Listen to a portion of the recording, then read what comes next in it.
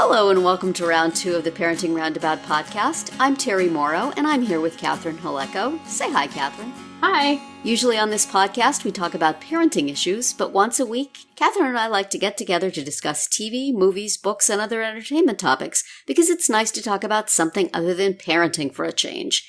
This week, we didn't watch any West Wing episode because we thought the West Wing Weekly was taking a week off and we try to stay in sync. But of course, we counted weeks wrong and we could have indeed watched Freedonia. But since we like to tell our listeners ahead of time what we're going to be discussing and stick to it, this week we will talk about the new FX series Fosse, Verdon instead and get back to West Wing next week. But first, our one day at a time watch did indeed continue with the episode A Penny and a Nicole.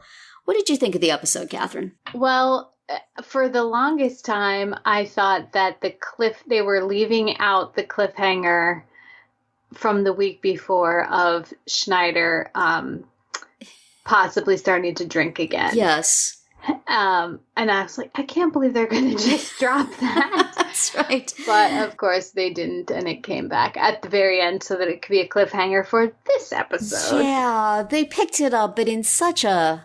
I don't know. I didn't like the way they picked it up because I would have preferred that we saw something rather than Victor Ex Machina comes down and points it out. And, and for him to say the children can't see him, it's not like they're 3. Right. It's like... And they live in the building. Exactly. That just seemed hard. like it just struck such a false note. And I guess, part of it is to make him less perfect than he was being set up to be all episode himself. But still, I didn't like that. I don't want him to be the one who... And we didn't see any indication of it whatsoever from Schneider. So... Right. I guess the point is that addicts are good at hiding their behavior. But yeah, I agree with you. I would have liked to give us some sort of clues earlier in the episode so that we can try to form our own conclusion. Exactly, since we know, and we would be looking for it. We're not just people who have no idea. Right. We would have noticed any little hint that was dropped, and I don't think any were. So, yeah, I was glad that they delivered on it. But the whole time I was thinking, this is really odd that Schneider seems to be, so, I was surprised that they weren't giving us anything. And then all of a sudden to say, no. Right. Here we are. So, yeah, it was pretty hilarious, the new girlfriend being exactly like her. And if I'm reading everything correctly, I think that's the show's producer that played that part. Oh, how funny. Gloria something. Kellett, I think it is. But I think she's the creator. So either the character was modeled after her, or she's just been watching the performance all this time. And you know what? I could do that. Exactly. Is copying it exactly. But that was funny that she stepped in to play that part. So that was very fun. And the fact that she was just completely likable all the way through. And never let anything slip that suddenly, she really is awful. No, she was just she was just exactly Penelope. Double. Right. And the way everybody recognized it and went, even strangers. Yes, that was a nice twist on the, expectation that he would have some young blonde for his rebound girl. Yes. So, yes. Oh, and poor Matteo. This whole thing has been super weird. It really has. They broke up, but were they ever together? How does that work? Exactly? Like, they were barely together. It was always such a strange thing. I don't know what the point of it was. Yes. At any point. Yeah. It just, he seemed like a great guy. They seemed like they were hitting it off. Yes. And then all of a sudden, she just doesn't really like him, and he's boring to her. I don't know. It's the kind of thing where in a movie you would think, I bet all his scenes got cut for time. Right. But that doesn't, I don't know if it's that, as we've been thinking all along, that things were just sort of haphazardly put in order or what, but something seems to have been missed. Was there an episode they decided they couldn't afford to shoot somewhere along the way, or what? Yeah. I just feel like we missed that. his story somehow. But way to get a paycheck there, guy. Glad for you, but can we go back to the cute tall one? Because I like him too. They've discarded so many great boyfriends for her without really even much more than a Mateo's worth of time. Yeah. And now possibly, it's sure not looking like it's going to get picked up. So, right. Netflix seems to be standing in the way of that. Boo, hiss. Obviously, Schneider's father owns Netflix. So after he tied the girl to the railroad track, he went and said, "Canceled! Nobody else can pick it up." Boo. Yeah. So that was mostly an enjoyable episode with some discordant notes. Right. Yes. So. And you had, the total goofiness of Dr. Berkowitz being a spy for Lydia with a terrible toupee. And yes. Getting completely hammered while he was supposed to be on duty. Yes. Always nice to have him dropped in there, even if for no real good reason. So the only thing they missed was having the new girlfriend's mother be at the bachelor party and have her be, I don't know. Like Lydia. Yeah, exactly. Yes. Exactly. But there's no one who can That's true. Rita Moreno. They could have just put a different wig on her and have her play both parts. Yes, true. With a different accent. Handled that. Yes. Anyway, so good episode. Yeah. We'll get to the next episode ahead, but it sounds like they're not going to drop the thread from the end of this one, so doesn't sound like fun and giggles ahead. Right. But speaking of not fun and giggles ahead, we watched the first 2 episodes of the new FX series Fosse/Verdon, mostly because it has a huge Hamilton pedigree, and we are sort of up for everything those dudes are doing. And I enjoyed it. It made me feel like, boy, if I knew my Broadway history, this would be so much better. But, because it's like I was constantly going to IMDb. It's like, okay, who is that supposed to be? Who is that? Yeah, I kind of heard that name. Who is this? Paul Reiser, I recognized only by his voice. And I kept looking at this dude and thinking, that doesn't look like Paul Reiser, but that is sure as heck Paul Reiser's voice. So, of course, I looked on IMDb and it was him. But it's like the way the structure of it is so jumping around, which, that's fine. That's a thing. I get it. But it makes you feel like I need like a concordance next to me so that I can be sure I know which production this is, who this is, what happened to this person after this scene, Oh, Joan, that's Neil Simon's wife. I seem to remember she passed away. Let me look. Oh, yes. So I'm like going through all my, have little windows open on the browser while you're watching. Which makes it more like homework than just sitting back and relaxing and watching a show. But it's homework that I'm interested in. It's for a subject I like.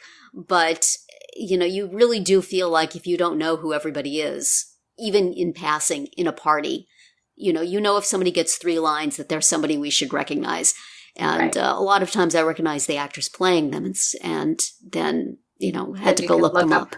Yeah, look up Wikipedia. I wonder how many more searches all these people are getting now than they had like 3 weeks ago. Yeah, because it took 1.5 episodes before I realized that her friend's husband was Neil Simon. Yeah. Like, oh, okay. Yeah, well, it took me looking up. I looked up to see who was playing Joan, and then there's 2 characters named Joan, and one of them is Joan Simon. I'm like, oh, I wonder. And then you get the scene of them in Mallorca, and she's talking about Neil. So, okay. So, it's like a giant jigsaw, Broadway character jigsaw puzzle, and I'm sure the people who for whom this is their life's blood are really digging it. And I'm trying. I'm putting in the time. I'm putting in the effort. I'm looking stuff up. They're not making it easy, but it is fun to try to follow along. Yeah, You have to be paying attention and, watching the title cards because they're moving around so much in time. Yeah, and very creative title cards after the first one. And then the second episode had different sorts of references for their title cards. And that was interesting. So, I've enjoyed the research I've done to watch it. And perhaps I should look and see what the next episode is about so I can study up ahead of time. Yes. Go onto IMDb for that episode, see which characters are there, figure out who all they are. There you go. But very good performances, very stylish, very nice looking. Yes, I love the look of it. Like, their apartment, just like gorgeous, even though it's, it's so 70s. But when he just like whips open the doors to this amazing balcony. Yes. Like, oh. Yeah. It's really, it's interesting. I will definitely be interested to watch more of it and to learn a little more Broadway backstory, as it were, and figure out what the heck is going on at any given time. But certainly, you really could just put the computer down and just watch it for the performances and the dancing and the music and the sets. Yes. Yes, those are all. Those are all worthwhile for sure. Yes, but you do feel like you're missing a layer. So, yeah, that's good. And Tommy Kail, who directed Hamilton and many other things, was the director. Lin-Manuel Miranda is an executive producer along with a lot of other people.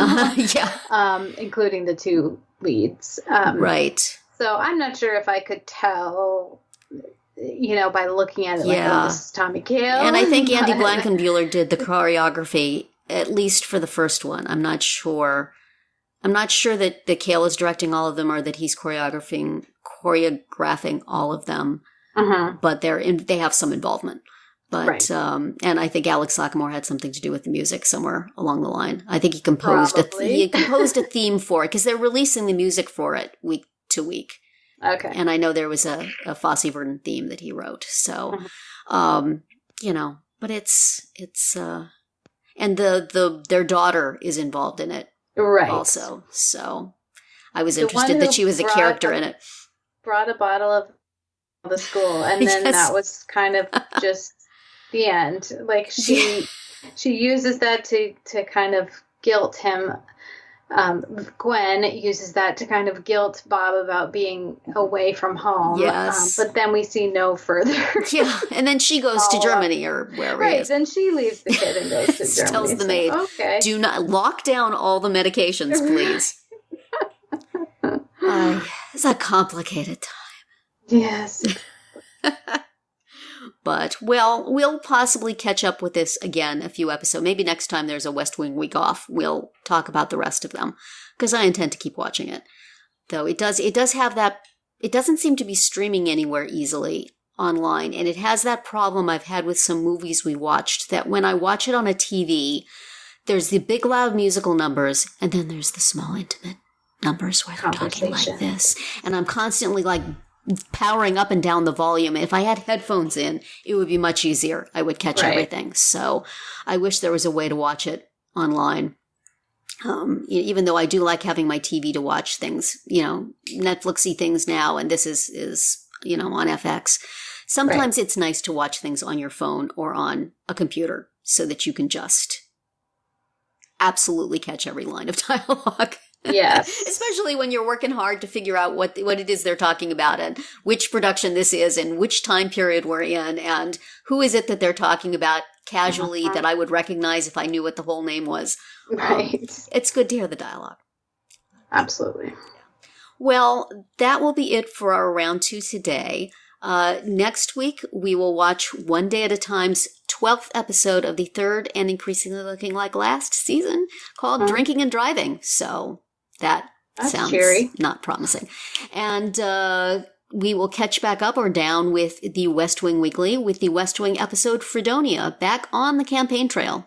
If we need the little little signposts for that too, you know. Uh-huh. On the campaign trail, back in the West Wing. And please subscribe to our Parenting Roundabout podcast so you won't miss any of our episodes. We have something new for you every weekday. As always, you can find recaps, links, and an opportunity to comment on our website at parentingroundabout.com. Goodbye, Catherine. Bye, Terry. Goodbye, everybody.